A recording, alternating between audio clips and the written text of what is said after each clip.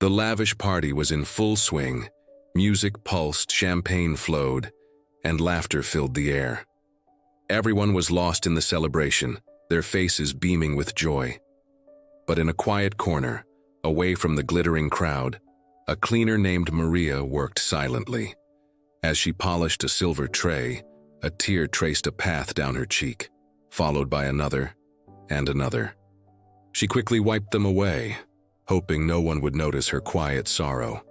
Her heart ached with a pain she couldn't share, a burden she carried alone in a room full of strangers. No one did notice.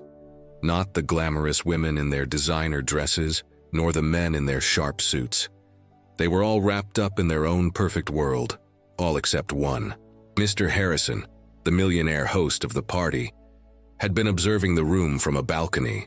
His sharp eyes, which had helped him build an empire, caught the subtle tremble of Maria's shoulders and the glint of a tear she tried so hard to hide.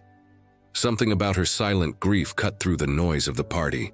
Suddenly, he raised his hand. The music screeched to a halt. The chatter died down as hundreds of surprised faces turned towards him. "Excuse me, everyone," Mr. Harrison announced, his voice commanding attention. He walked down the grand staircase, past his bewildered guests, and straight to Maria, who froze, her eyes wide with fear. He gently took the cloth from her hand. "What's wrong?" he asked softly, his voice filled with a genuine concern that startled her. With a trembling voice, Maria explained that her young son was in the hospital, needing an urgent and expensive surgery that she could never afford.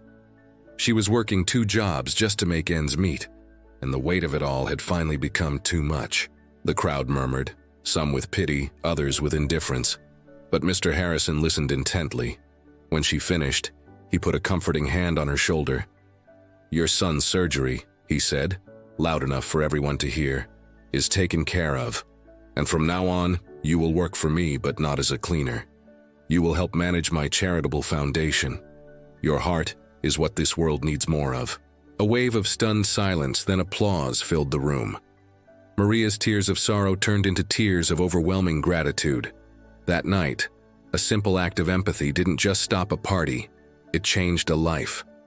It reminded everyone that true wealth isn't in what you have, but in what you give. It's about seeing the person, not just the uniform.